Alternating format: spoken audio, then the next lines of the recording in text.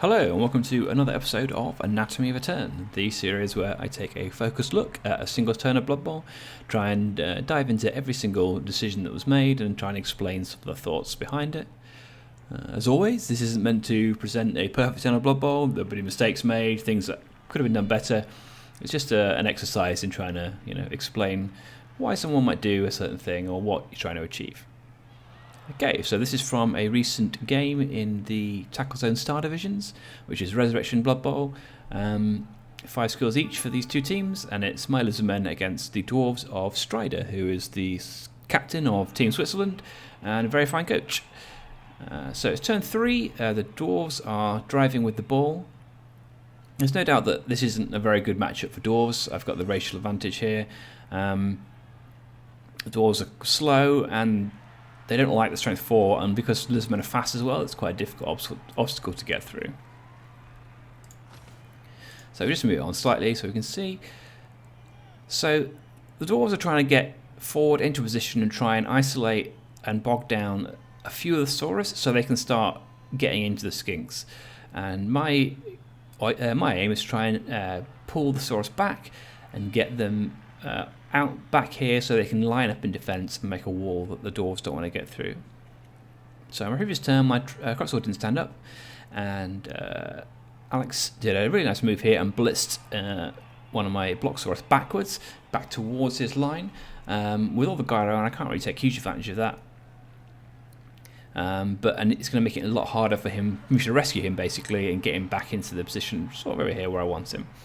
So I'm just shuffling around trying to stop the Dwarves getting into my half in any meaningful way, and I've got a decision to make at the start of my turn. So with this Kroxigor on the floor and these guys sort of stuck here, this part of the defence looks a bit vulnerable, so the Dwarves are looking to move into this side of the pitch next turn, maybe isolate some of these Saurus and then make a further break down this side of the pitch. So I need to try and find a way of winning that. Now I could be a bit passive, I could try and just line up the Saurus I do have and try and rescue these guys, but I'm not sure that that's going to be the best thing, so I'll try something else. So yeah, the Kroxigor fails his Bonehead, which sort of changes the plan a little bit, because he's not tying up all these guys anymore. So there's 4 Dwarves here that are suddenly free to do whatever they want in the next turn. So we need to find a slightly different plan. So what we're going to do here is, we've spotted a little bit of a chain push. Unfortunate double skulls, but I get the push on the second one, that's fine. Okay, and so what we're doing is we've pushed this Saurus here with block forward 1 square, take advantage of the fact that he's bogged down in the middle, and he's going to try and block against this guy next to the ball. If I can block him and get a POW, knock him down, then I can stand my Saurus next to the ball carrier. And that's not too threatening, he can be blitzed away, but that's fine because that uses the blitz action, which means that in the Dwarf turn, they're not using it to move further down the pitch and create an advance that way. So slowing down the Dwarves in a slightly different way.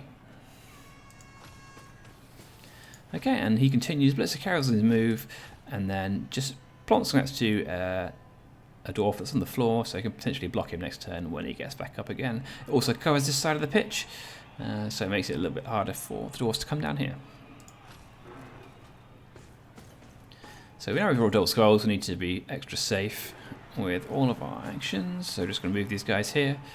So with these 3 guys here, I could have just left 2 on 1 with this Dwarf here, and then move this guy over a few more squares maybe, or one of them over a few more squares, which is better protecting this side of the pitch. But that isn't particularly valuable. With these 2 guys here and this guy here, unless I have a really bad block here, another double skulls, then these 3 Saurus need to be dealt with. They are isolating these Dwarves over here from this side of the pitch, so they can't really get through this line that well. So by putting an extra Saurus here in contact, I'm really shoring up this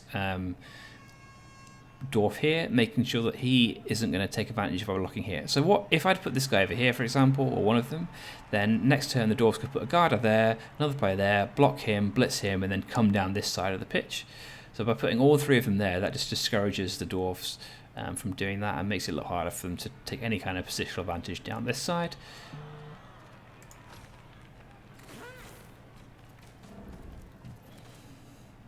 Okay, just scooting over the skink, but I'm leaving these three free, so just to see what they want to do later, depending on the block dice here. So their position is fine now, but potentially not perfect, but by leaving them unmoved, we can see what else happens in the turn. Okay, so run these blocks. It's worth a try, even though I don't have block. Kind of committed to the action now, and lucky enough to get a casualty, but that is fine. This prone would have been fine, and now we're doing the important block, which is here, and lucky enough we do get the POW. Okay, so as you can see, it's going to be really easy to clear off the Saurus. That shouldn't be a problem at all, but again, as we said, that means the blitz action is not going forward.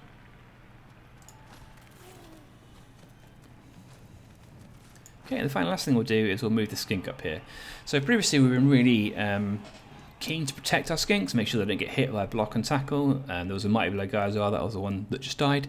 And that's obviously going to kill skinks really quickly, so we don't want to get them anywhere near that kind of action. But now that we've got this little line of Sauruses here, this guy's protected from the block and tackle. The only guy who can hit him really here is the runner, who we're not worried about because effectively the skink is a blodger there. And that's not positionally key, so he's not going to blitz that guy if he can help it. Well, he has to blitz this guy now, so he's definitely not going to blitz him. And you can't even really tag him that easily with tackle, so we can put him here, and what that does is it blocks off this square from lending an assist.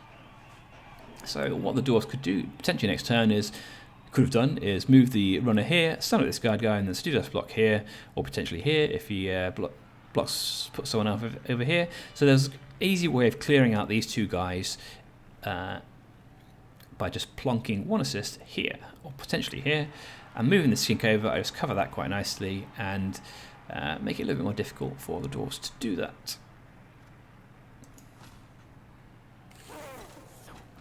And finally, just scooting over the skink a little bit. Just the main reason for that is just not to have too many next to each other.